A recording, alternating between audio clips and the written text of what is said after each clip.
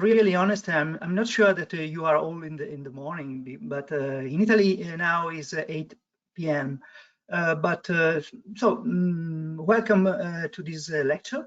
In this presentation, I would like to focus my attention on leukemia and leukemia in dog and cats, and in particular, I would like to focus on the correct diagnostic pathway to reach a correct diagnosis and for managing correctly the patient. Canine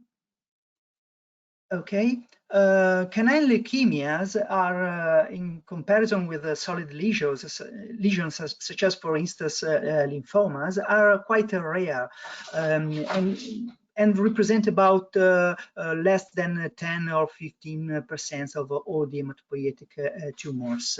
In particular, acute lymphoid leukemia are probably the most diffuse forms in the dogs and in the cats. In the cats also acute myeloid leukemia are quite represented, and in the dogs also chronic lymphocytic leukemia are quite represented. In contrast, chronic myeloid leukemia are very rare in the dog and are considered exceptionally in the cats. In particular, you have to consider that the great majority of the hematopoietic tumors in the dog and in the cat are solid lesions, such as lymphoma, for example.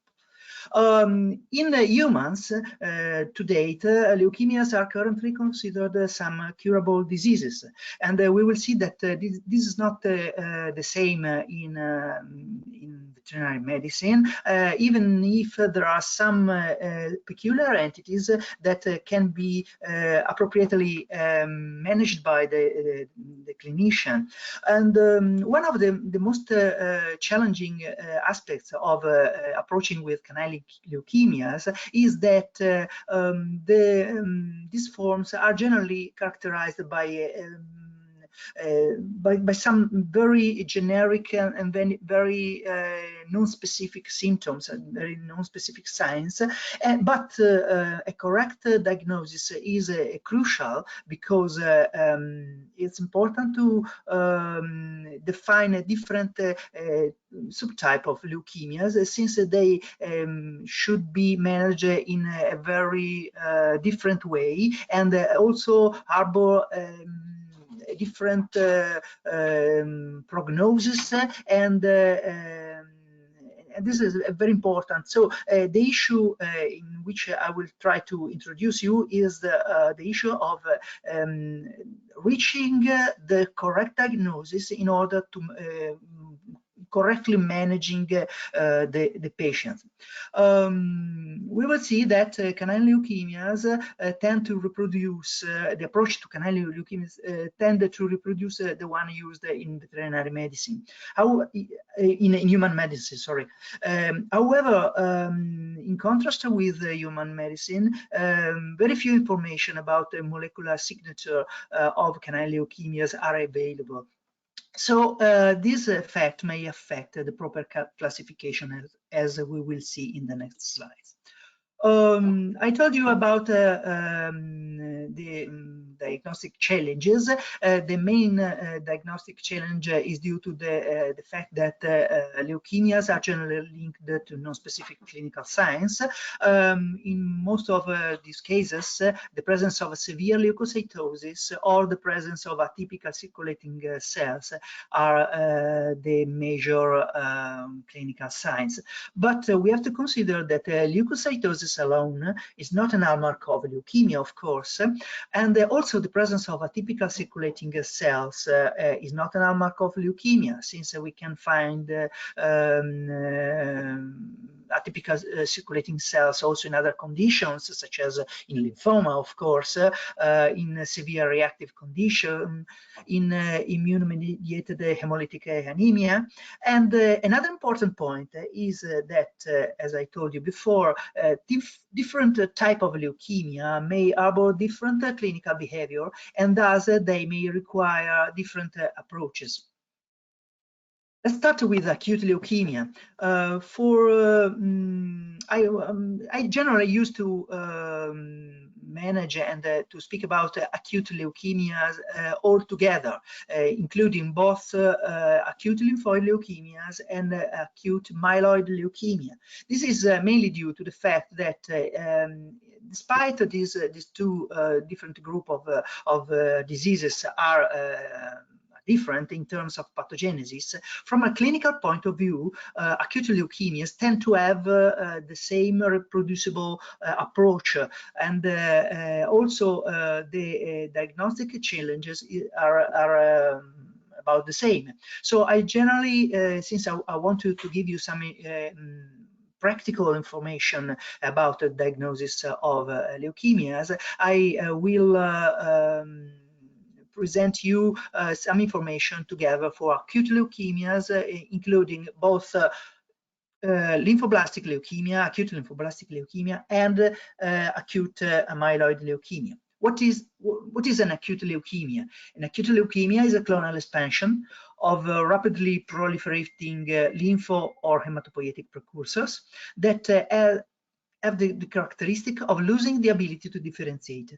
So the cells stop at the stage of precursor cells, and in terms of microscopic evaluation, they tend to look like blasts, and in most of the cases, and tend to accumulate in the bone marrow, and in many of the cases may infiltrate peripheral blood and other tissues, in most of the cases, to be honest.